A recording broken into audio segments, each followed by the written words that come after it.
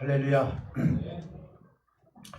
오늘 이 본문을 보면은 여러분들이 잘 아시는 분들은 아시겠지만은 이 말씀을 우리가 윤리적으로 도덕적으로 해석을 하면은요, 이런 말들은 세상에도 너무너무 많이 있어요. 사례들이.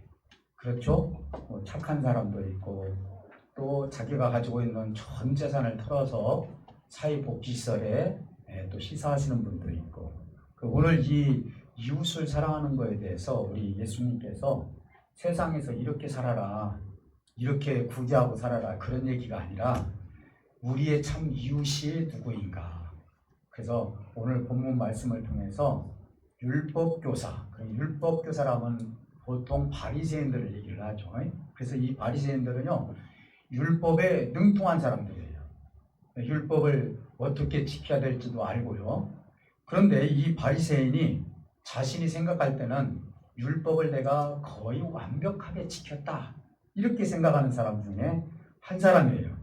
그런 중에 예수님께서 하루는 지나가시는데 우리 예수님을 바라보면서 이렇게 얘기를 합니다. 예수님을 시험을 하죠. 선생님, 내가 무엇을 하여야 영생을 얻을 수 있습니까? 이렇게 질문을 하는 거예요. 여러분들한테 그 질문을 하면 어떻게 대답하실래요?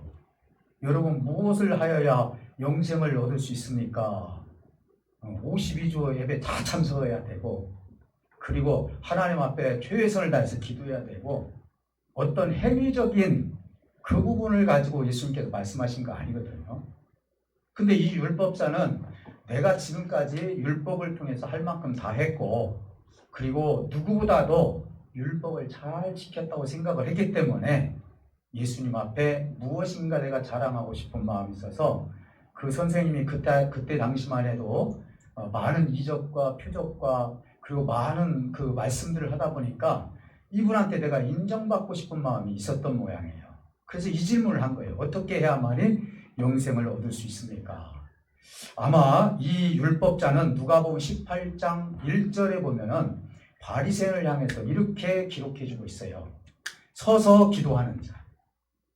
이것도 시장 어귀에 서서 하나님이여 나는 하나님을 사랑합니다 하면서, 여러분 앉아서 기도하는 거하고 서서 기도하는 것은 유대적인 개념으로 놓고 봤을 때는 서서 기도하는 것이 하나님 앞에 가깝다 해서 서서 기도하는 거거든요.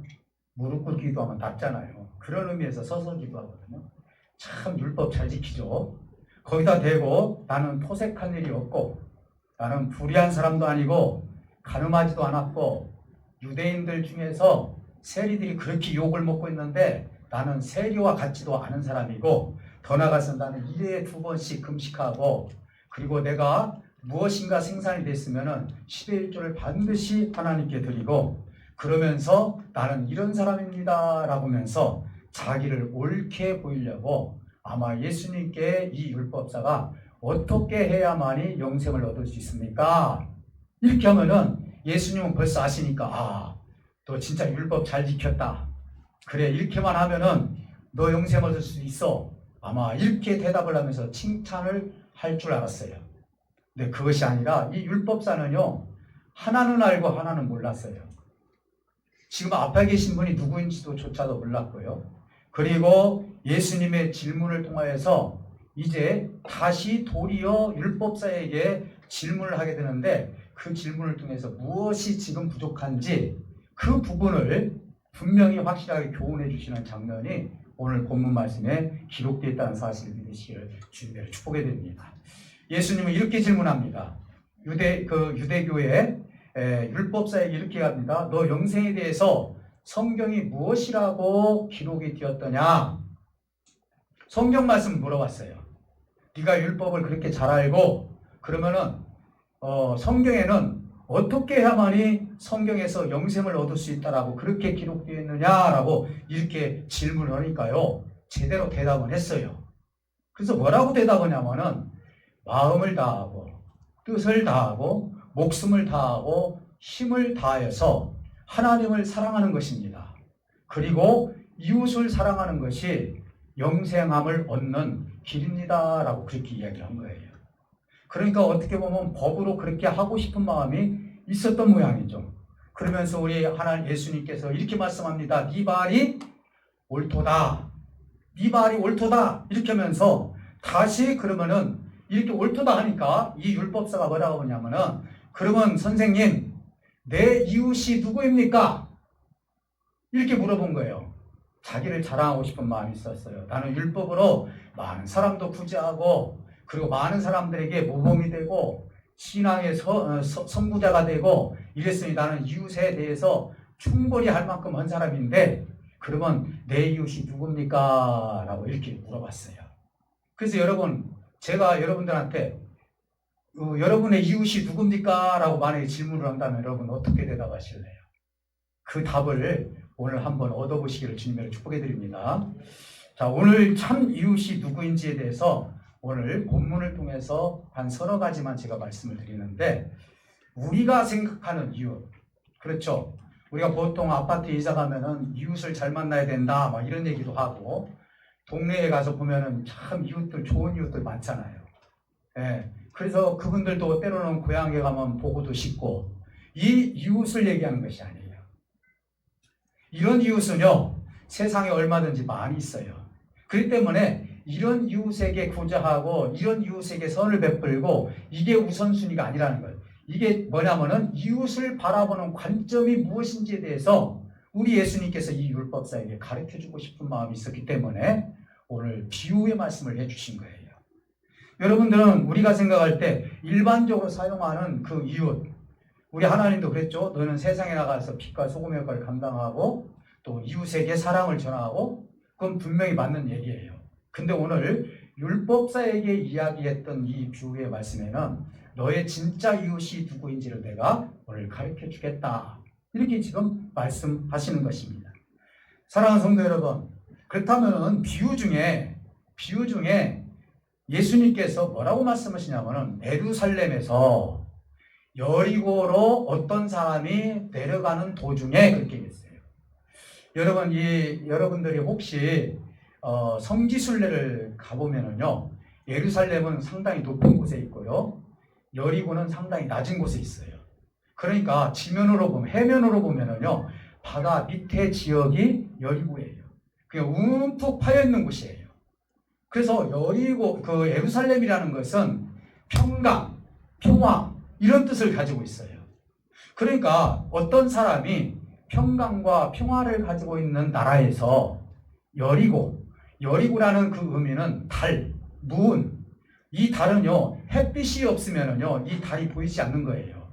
스스로 발광을 할 수가 없는 거예요. 햇빛이 있기 때문에 발광이 스스로 거기서 비춰져서 어떻게 돼요? 빛을 쪼이는 거예요. 우리가 했잖아요. 예수님 뭐라고 말씀하시죠? 내가 빛이라 했는데 우리 자신이 빛이 발광되는 것이 아니라 예수님이 나에게 빛을 비춰주시니까 내가 그 비춰진 빛을 가지고 세상에서 빛인 삶을 사는 거예요.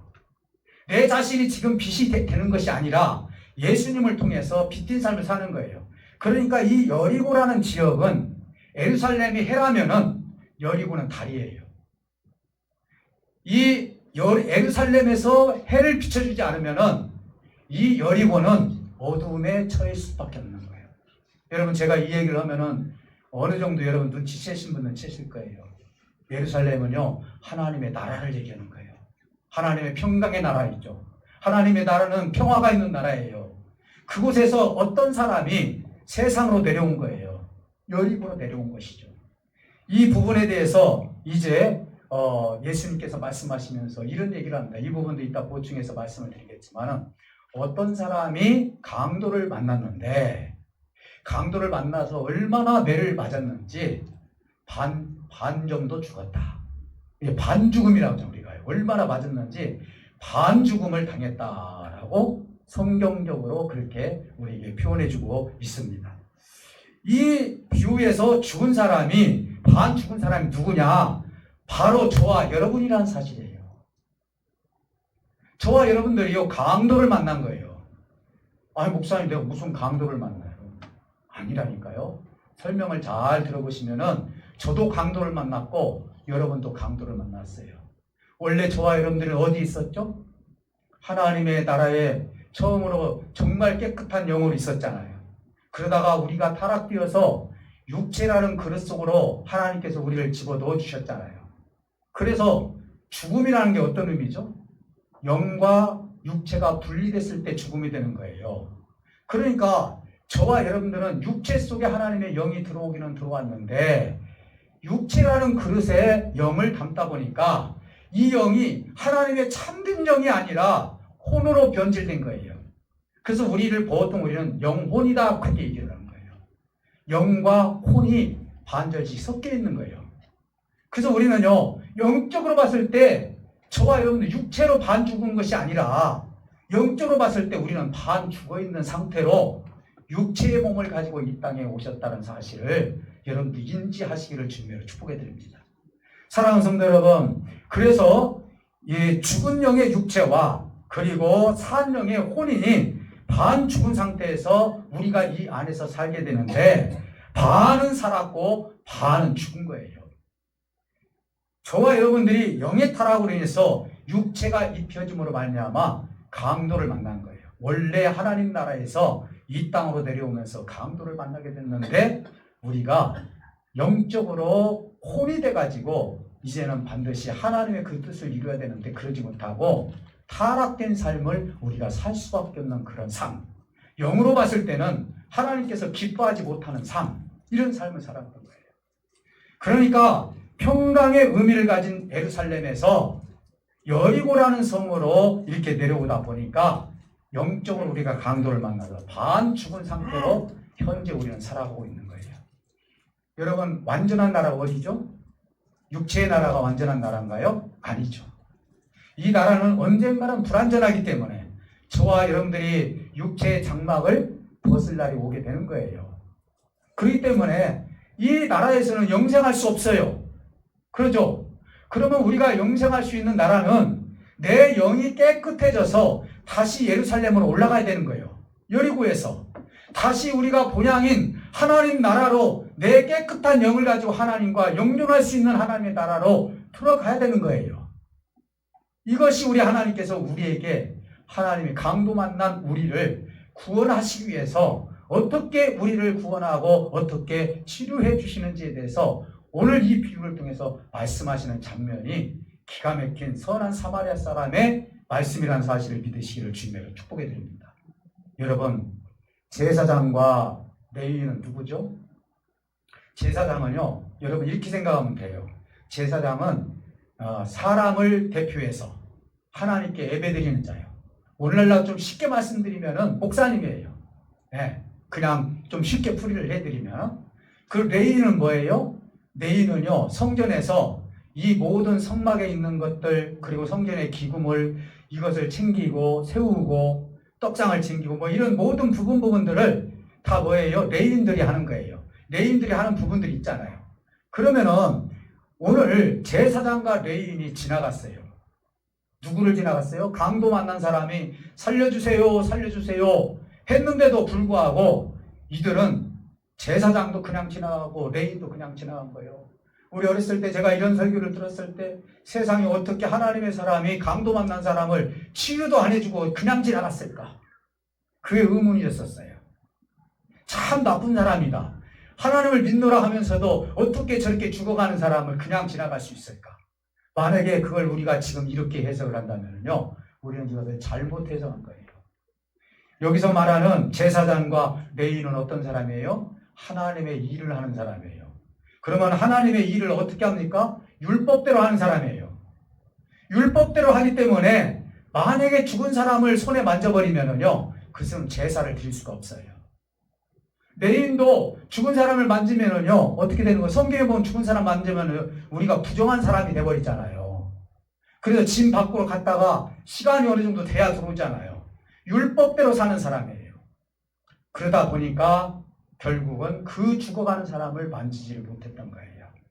그래서 율법은요, 우리를 반 죽은 상태에서 깨끗한 영으로 우리를 이끌어갈 수 있는 능력이 없어요. 율법 안에 계시는 예수님은 능력이 있어요.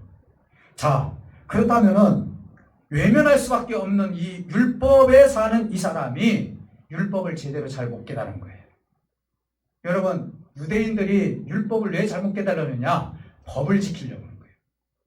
율법을 통해서 죄가 무엇이고 사망이 어떻게 왔고 그리고 죄와 사망의 문제를 어떻게 해결할 것인지 구약 성경에서는 앞으로 오실 메시아에 대해서 얘기하잖아요.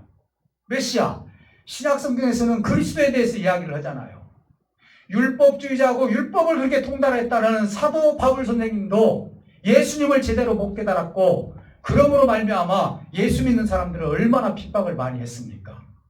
그래서 바리새인들과 율법주의자들은요, 율법을 통하여서 메시아가 누구인지를 깨닫지 못하고 법만 지키면 내가 구원을 받을 수 있다. 그래서 나는 서서 기도한다. 1회에 2번씩 금식한다. 나는 토색한 일이 없다. 나는 어디를 가든지 누구에게도 구제를 했다. 10의 1조를 드렸다. 등등 행위를 강조하고 있다는 사실이에요. 제가 언제 신앙생활하면서 여러분들 행위를 강조한 적 있습니까? 여러분 행위라는 것은요, 내가 이렇게 사십시오라고 했을 때 여러분 이렇게 살 수 있는 게 하나도 없는 거예요. 여러분들이 어떨 때 행위가 나와요? 하나님을 믿고 내 안에 성령님이 계셨을 때 성령을 통해서 감동과 감화가 일어나면은요, 하지 말라게도 선한 일을 하고요, 하지 말라게도 선교를 하고요, 하지 말라게도 기도하게 돼 있다는 사실이에요. 믿습니까? 근데 율법은 뭐예요? 지켜야만 된다는 거예요. 오늘 이 율법 교사가 얘기하는 거예요. 어떻게 해야만이 영생을 얻을 수 있습니까? 내가 이렇게 살면 영생을 얻을 수 있습니까?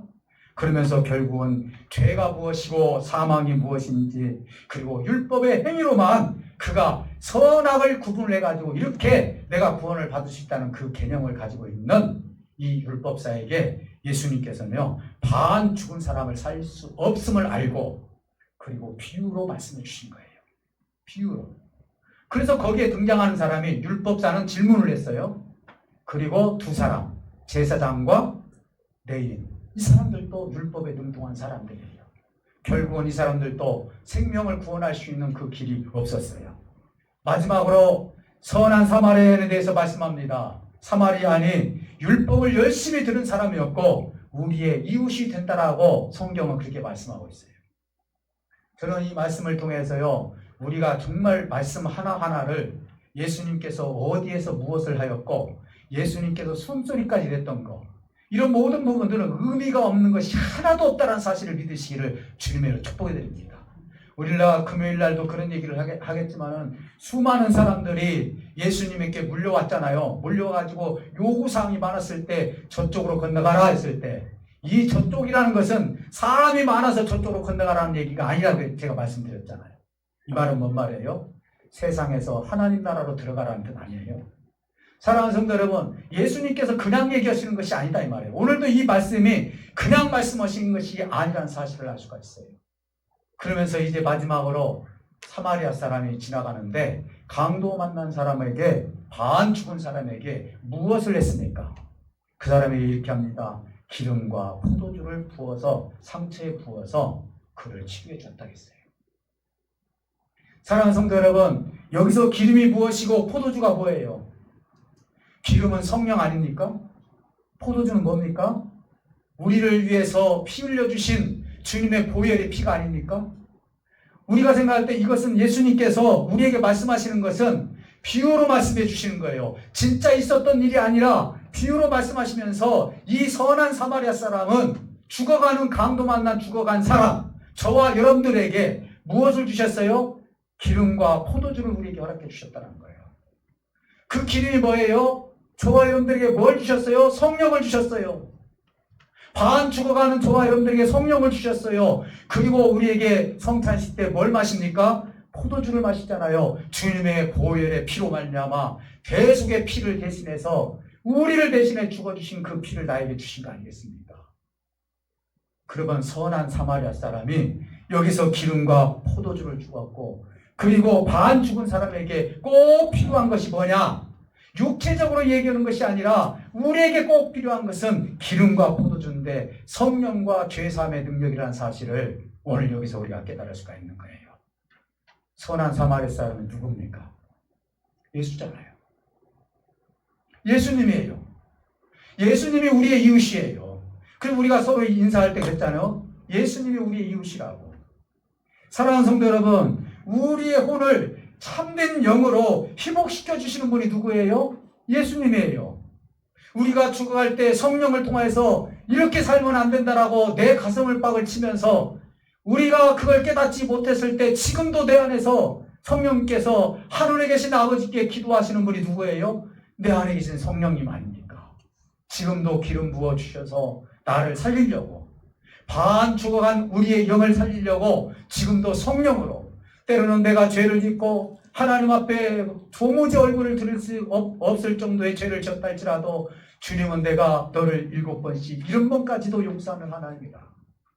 보혈의 피를 내가 흘린 것이 아니라, 그냥 흘린 것이 아니라 너가 앞으로 지을 죄까지도 내가 다 지금까지 용서할 준비가 된 하나님이다. 왜 그럴까요? 너의 혼이 하나님의 참된 영으로 바꿔지기를 원하기 때문에 주님께서 현재도 우리에게 기름과 포도주를 부어주시는 하나님이라는 사실을 믿으시기를 주님으로 축복해드립니다. 누가 우리의 영적인 진정한 이웃입니까? 목사입니까? 성도입니까? 여기서 지금 얘기하는 건 내 지금 옆에서 사는 사람입니까? 그게 아니에요. 진정한 나의 이웃은 내 영을 끝까지 보호해 주시고 하나님의 예루살렘으로, 평화의 나라로 나를 다시 이끌어갈, 여리고에서 하나님의 평화의 나라로 예루살렘으로 다시 이끌어갈, 앞으로 요한계시록에서 뭐라고 말씀하셨죠? 하나님께서 예루살렘 성을 하늘에서 내려보낸다고 했는데 그곳으로 우리가 영이 깨끗해졌을 때 우리 모두를 들여보낼 장소, 그곳으로 나를 이끌어가기 위해서 강도 만난 저와 여러분들에게 기름을 부어주셨고 포도주를 우리 상치에 부어주셨다는 사실이에요. 사랑하는 성도 여러분, 저와 여러분들은 반 죽음을 당했지만은요, 지금은 예수님을 통하여서 완전히 살았잖아요. 내 영이 살았잖아요. 이것이 내가 지금 건강해진 거예요. 믿습니까? 사랑하는 성도 여러분, 오늘 이 시간 우리를 살려주시고 우리를 끝까지 인도하실 분은 바로 누구냐? 우리가 강도를 만났는데 우리를 끝까지 지켜주신 예수님이고, 거기에다가 포도주와 기름을 부어주신 예수님. 이분은 이제 거기서 끝난 것이 아닙니다. 자기가 타고 온 그 당나귀에다가 그 다친 강도 만난 사람을 주막으로 끌고 갑니다. 주막으로 끌고 가서 주막에다가 그 주막 주인에게 얘기합니다. 치료를 잘해 주십시오. 그리고 돈이 더 들어가면은 내가 올 때 다시 그 돈을 지불하겠습니다. 라고 말씀합니다. 여러분, 여기 주막이 어디예요? 교회잖아요. 이게 주막이에요. 하나님께서 이 교회를 통해서 죽어져가는 영혼들을 상처를 치유받고 도무지 누구도 해결할 수 없는 그 마음을 치유해 주시고 위로해 주시고 하나님께서 다듬어 주시고 보듬어 주시는 곳이 어디예요? 주막 아니에요. 그곳에 돈이 들더라도 내가 다음에 올 때는 그 돈도 내가 지불을 하겠습니다. 그럼 여기서 말하는 돈은 뭐예요? 그 돈은 뭐냐? 그 우리가 지은 죄를 대신해서 죽어주신 죄값이에요. 그 죄값을 내가 치르고 그리고 나서 이 영을 내가 구원하겠다는 거예요. 교회에서. 사랑하는 성도 여러분, 교회는 그냥 세워진 것이 아니라는 사실을 믿으시기를 주님으로 축복해 드립니다. 하나님은 저와 여러분들을 주님의 몸된 교회로 이끌어 주셔서 이 주막에서 현재 우리의 영을 살리기 위해서 지금도 하나님의 영으로, 그리고 지금도 하나님의 포도주로 부어주셔서 우리의 영을 살리고 계신다는 사실을 믿으시기를 주님으로 축복해 드립니다. 사랑하는 성도 여러분, 그러면서 마지막으로 율법사에게 묻습니다. 누가 너의 가장 큰 이웃이 되겠나, 선한 이웃이 되겠느냐? 라고 다시 예수님께서 율법사에게 물어보니까 율법사의 대답은 뭐라겠죠? 자비를 베푸신 분입니다. 그 자리에서 차라리 이분이 메시아입니다. 당신이 그리스도입니다.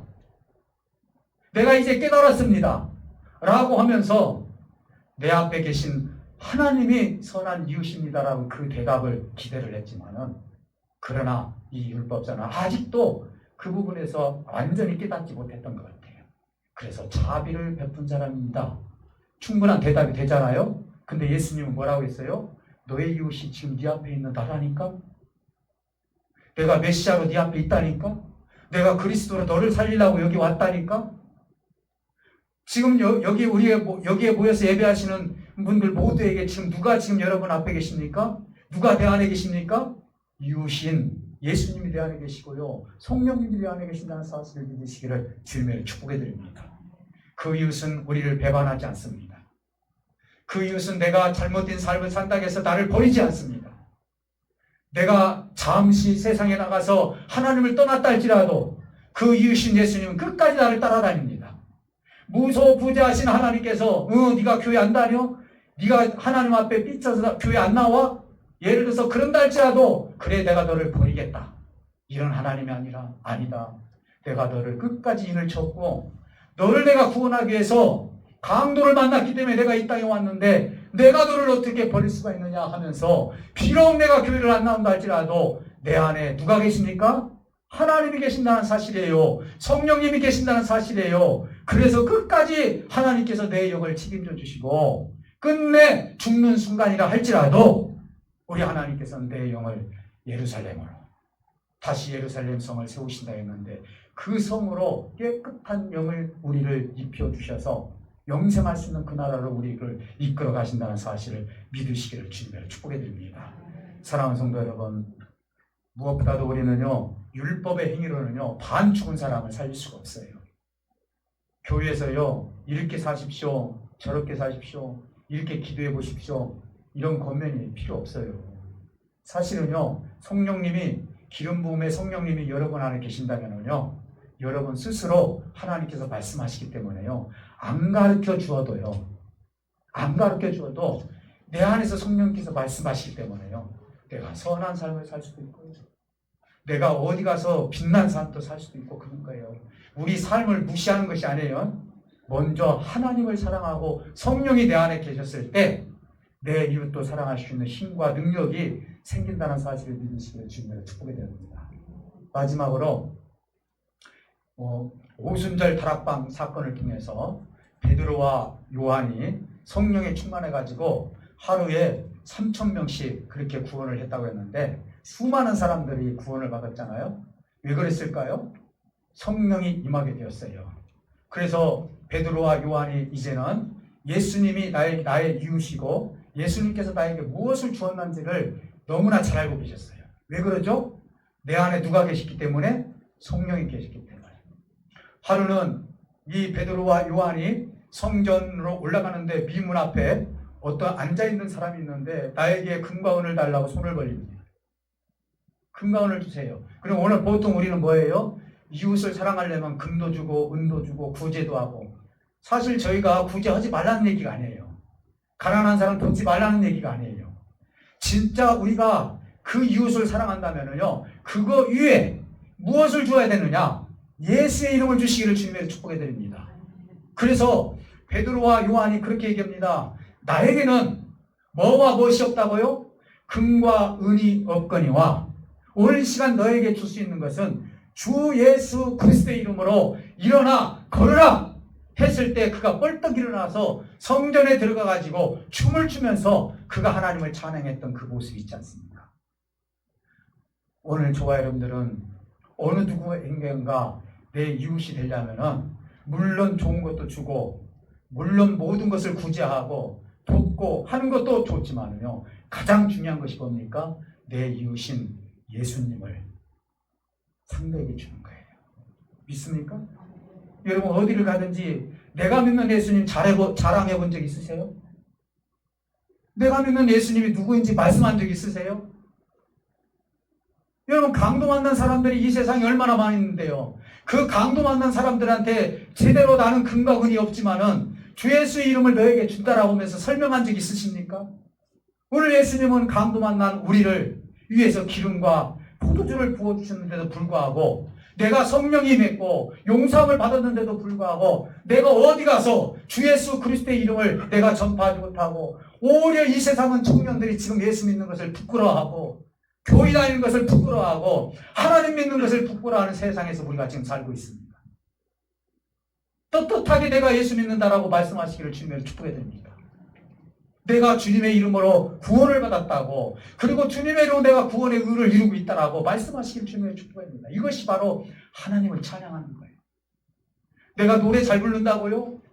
가수처럼 노래 잘 부른다고 해서 그것이 하나님께 찬양이 아니에요. 내가 떠듬떠듬 찬양을 하더라도 그 속에 깊은 하나님을 사랑하는 의미가 있다면요, 그 가사가 하나님 앞에 상달되어서 그것이 찬양이 된다는 사실을 믿으시기를 주님의 축복해 드립니다. 저는 가끔 우리 권사님들이 나와서 찬양할 때요, 얼마나 기쁜지 몰라요. 잘해서가 아니에요. 세상적인 평가로 보면은 띵동땡 해서 땡 칠 때도 있잖아요. 안 그래요? 그럼에도 불구하고 끝까지 그 찬양 가사 내용을 들어보면 그렇습니다. 맞습니다.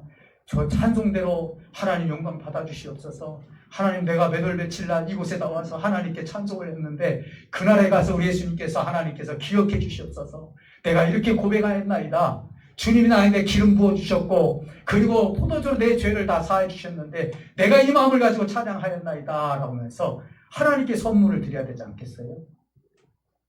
제가 며칠 전에 신델라 교수님인가, 참 그분 목소리가 좋더라고요. 나는 그분이 크리스찬이 아닌 줄 알았어요. 그럼 크리스찬이더라고요. 그 노래를 얼마나 잘 부르는지 몰라요. 여러분 한번 인터넷을 잘하시는 분들 한번 찾아보세요. 그러면서 새롭게 하소서가 나왔는데 당신이 왜 이렇게 노래를 부릅니까? 했을 때 천성적으로 하나님께서 나에게 귀한 목소리를 주고 아름다운 목소리를 줬는데 하나님으로부터 내가 구원이라는 선물을 받았는데 나도 하나님께 무슨 선물을 드려야 되는데 드릴 것이 없어서 내가 이 찬양을 통해서 하나님께 찬송을 통해서 하나님께 선물을 드리고 싶어서 찬양을 하기 시작했고 노래를 하기 시작했다고 그렇게 고백을 하더라고요. 오늘 저와 여러분들도 성령이 내 안에 있다면요, 작든 크든지 간에 하나님에 대한 그 기쁨을 하나님께 올려드리시기를 주님으로 축복해 드립니다. 왜요? 반 죽었던 강도 만난 저와 여러분들을 우리 하나님께서 치유해 주셨으니 그 치유의 기쁨을 누구에게 올려야 되겠습니까? 하나님께 올려드릴 수 있는 저와 여러분들이 되어서 참된 이웃이 예수님이라는 사실, 내가 참된 이웃이 예수님이라는 사실을 여러분들 알게 된다면요, 내 육체의 삶 가운데 그 이웃에게도 그리스도에게 했던 그 모습대로 여러분들이 섬겨드리고 여러분들이 그들에게 사랑해주고 그래서 주님의 이름으로 섬겨드릴 수 있는 그 힘이 어디서 나오는 거예요? 내 이웃을 주님으로 두었을 때 진정으로 내 주변에 있는 사람들을 사랑할 수 있는 그 마음이 생긴다는 사실을 믿으시기를 주님으로 축복해 드립니다. 오늘 말씀을 통해서 여러분들이 참된 이웃이 우리 주님이라는 사실을 믿고 세상에서 빛과 소금의 역할을 잘 감당해서 우리들도 주변에 있는 사람을 하나님의 이웃으로 만들어갈 수 있는 저와 여러분들 되시기를 주님으로 축복해 드립니다. 오늘 기도할 때 우리 하나님이 함께 하실 줄 믿습니다. 우리에게는 예수의 이름이 있습니다. 하나님, 아픈 부에 손을 얹고 기도합니다. 가슴에 손을 얹고 기도합니다. 나에게 아버지의 강도를 만나가지고 내가 반 죽어 있을 때, 내가 혼적인 삶을 살 때 하나님께서 나에게 영을 치유해 주셨어요. 새 예루살렘을 향해서 갈 수 있는 힘을 주셨어요. 하나님 감사해요. 내가 아버지 하나님께 드릴 수 있는 것이 무엇입니까? 하나님을 사랑한다고 고백하는 거 아니겠습니까? 하나님을 찬양하는 것이 하나님께 드려진 선물이 아니겠습니까? 오늘 이 시간 우리가 아버지께 기도할 때 하나님께서 기뻐 받을 줄 믿습니다. 아픈 몸에 손을 얹고 기도할 때 함께 해줄 줄 믿습니다. 살아계신 아버지 하나님, 참으로